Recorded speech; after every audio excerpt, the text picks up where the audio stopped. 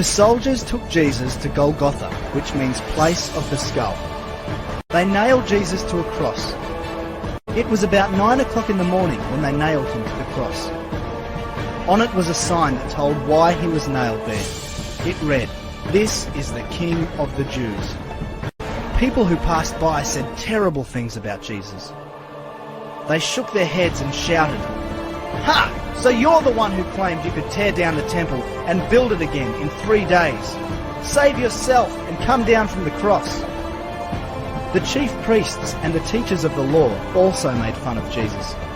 They said to each other, "He saved others, but he can't save himself. If he is the Messiah, the King of Israel, let him come down from the cross, then we will see and believe."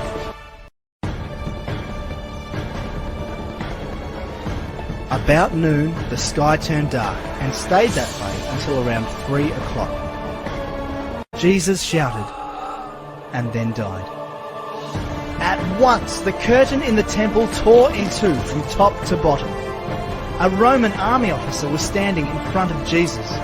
When the officer saw how Jesus died, he said, "This man really was the Son of God."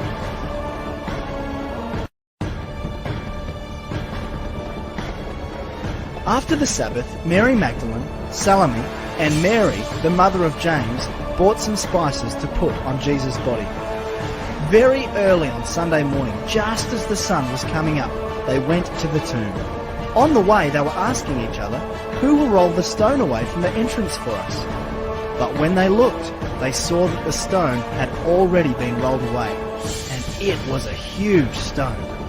The women went into the tomb, and on the right side they saw a young man in a white robe sitting there. They were alarmed.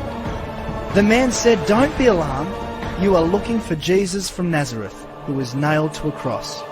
God has raised him to life, and he isn't here. You can see the place where they put his body.